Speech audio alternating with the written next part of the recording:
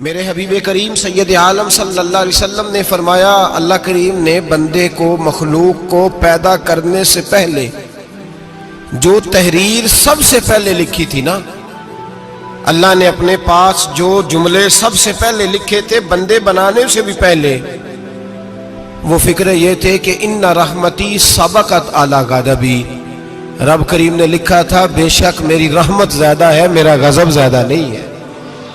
اس نے لکھا تھا کہ میری رحمت ہمیشہ میرے غضب پر غالب رہے گی، غلبہ رحمت کا ہے۔ سنیں بڑی پیاری حدیث، بڑی خوبصورت حدیث، کنز المال میں دیگر کتب احادیث میں ہے۔ حضرت ابو ہریرہ رضی اللہ تعالیٰ عنہ فرماتے ایک بابا جی نبی پاک کی بارگاہ میں آئے، اور جب وہ واپس جانے لگے تو میں نے عمر پوچھی تو عمر تھی 96 سال۔ کہتے ہیں بزرگ جب آئے نا تو یہ بھویں جو ہے نا ان کی سفید ہو کے تو یوں آنکھوں پہ آ گئی، بڑی چھڑی بابا جی نے پکڑی ہوئی اور دونوں ہاتھ پکڑ کے نا چھڑی کے اوپر جھکے ہوئے ہیں ایک جانب، قربان جاؤں۔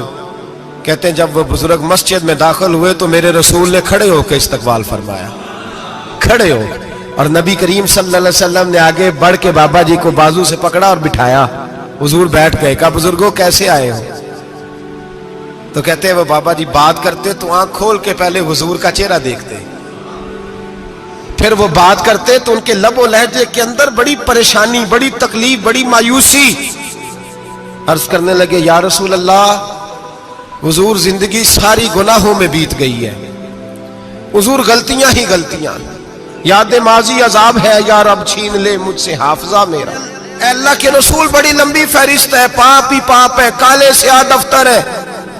یا رسول اللہ صلی اللہ علیہ وسلم جب پلٹ کے دیکھتا ہوں حضور مجھے نیکی دکھائی نہیں دیتی۔ حضور اس عمر میں آپ کا ایک صحابی ملا ہے، اس نے بات سمجھائی ہے تو تھوڑا خیال آیا ہے، لیکن یا رسول اللہ صلی اللہ علیہ وسلم اب میرا وجود بیکار ہو گیا ہے، حضور بوڑھا ہو گیا ہوں۔ تین باتیں کہیں بزرگوں نے اور نرالی کہیں، کہنے لگے یا رسول اللہ صلی اللہ علیہ وسلم، حضور اب تو میری کمر بھی سیدھی نہیں ہوتی کہ میں نماز ہی صحیح ادا کر سکوں، بوڑھا ہو گیا ہوں۔ یا رسول اللہ صلی اللہ علیہ وسلم اب میرے اندر طاقت نہیں کہ میں محنت مزدوری کر کے صدقے اور خیرات دے سکوں۔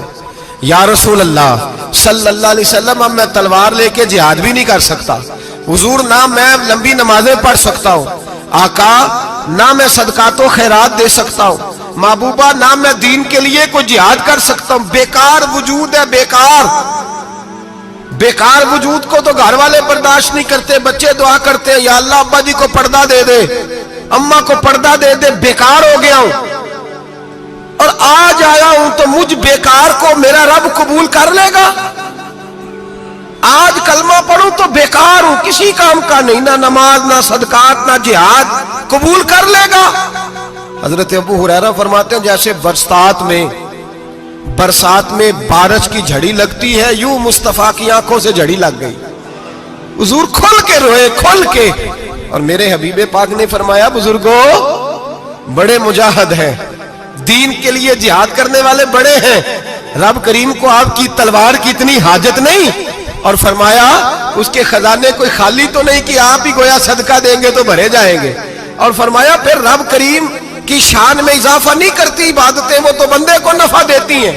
میں بزرگوں نہ آپ جہاد کریں، نہ آپ صدقات دیں، لا لمبی نمازیں پڑھیں، آپ صدق دل سے آ جائیں، اللہ کے رسول کا وعدہ ہے رب آپ کو بغیر حساب کتاب جنت عطا فرما دے گا۔ آنا تو شرط ہے کہ نہیں؟ آئیں تو صحیح، نہ پہنچے تو صحیح، آ جائیں، اس کو نہیں عادت صدقات و خیرات کی، جہاد کی، تبلیغ، آئے تو صحیح نا۔ ان العبد اذا اعترف ثم تاب تاب اللہ علیہ، میرے حبیب نے فرمایا بندہ جب رو کے کہتا ہے نا یا اللہ غلطی ہو گئی معاف کر دے، فرمایا میرا مالک اسے فوراً ہی معاف فرما دیتا ہے۔ تو آ تو صحیح، تو آتا ہی نہیں، تو آ ہی نہیں رہا، تو گھر میں بیٹھا ہوا ہے، تو سویا ہوا ہے، تو دکانداری کر رہا ہے، تو پیسے گن رہا ہے، تو آیا ہی نہیں، آ تو صحیح۔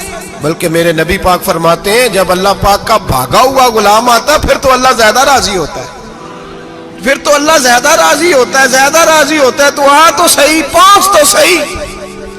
بلکہ صوفیاء تو اور بات کرتے ہیں، وہ کہتے ہیں تو کبھی بھول کے بھی رب رب کرے تو اللہ تو اسے بھی قبول کر لیتا ہے، بھول کے۔ ملا رومی کہتے ہیں بنی اسرائیل کا بندہ ہے، सनम पत्थर को कहते हैं, बुत को कहते हैं, बुत के सामने खड़ा है और सारी रात कहता है या सनम या सनम या सनम, ऐ पत्थर ऐ बुत, सारी रात पुकारता रहा।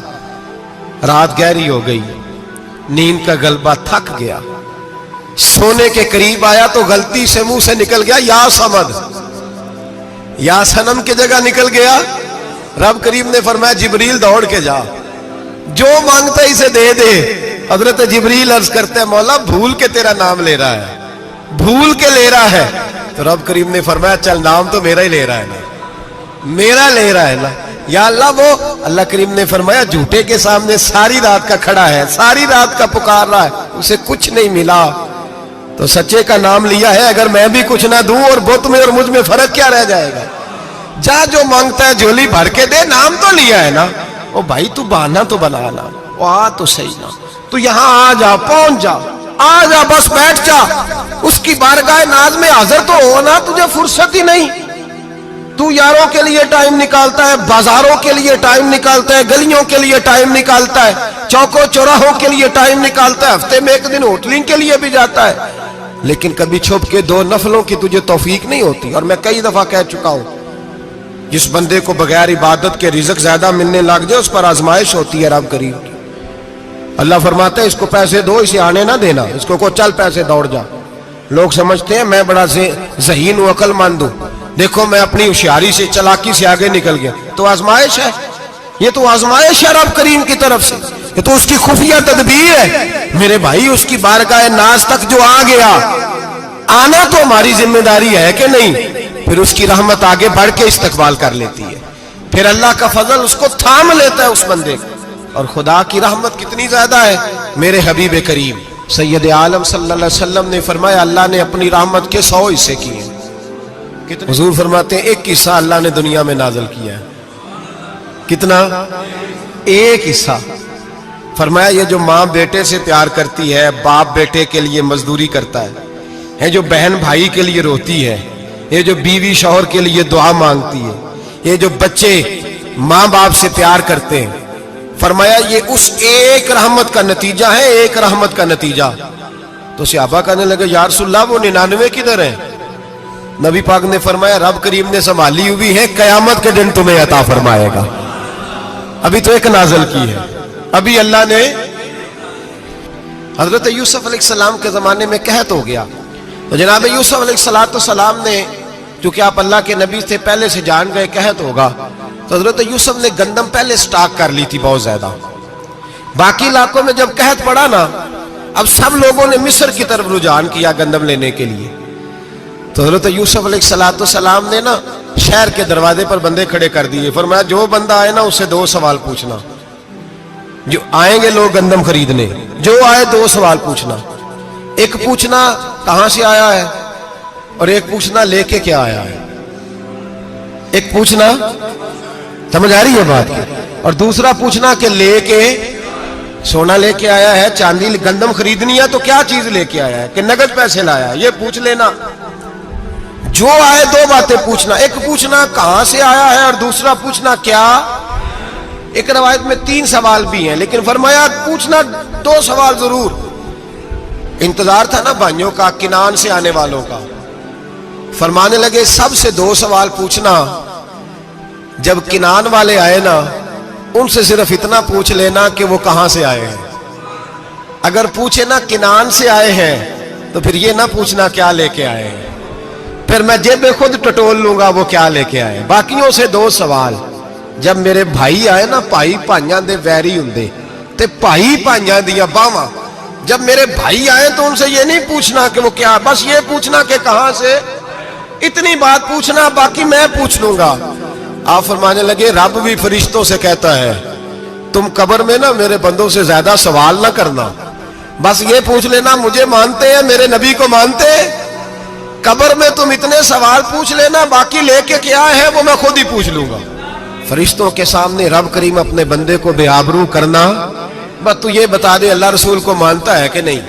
बाकी जो तेरा हिसाब किताब है ना, अल्लाह फरमाते हैं मैं क़यामत में कर लूंगा, मैं पूछ लूंगा इसका क्या इलाज करना है। बस तुम इतना बता दो मुझे मानते हो, मेरे रसूल को, मेरे भाई, मेरे नबी करीम علیہ السلام فرماتے ہیں جو بندہ توبہ کرنے والا تھا، اللہ کی بارگاہ میں آنے والا تھا، بار بار توبہ کرتا تھا، احساس رہتا تھا، اسے احساس تھا، آیا کرتا تھا، پھر بھی غلطیاں ہو گئی، قیامت کے دن رب کریم اپنے فضل کی چادر اس پہ ڈالے گا، فضل کی چادر ڈالے گا،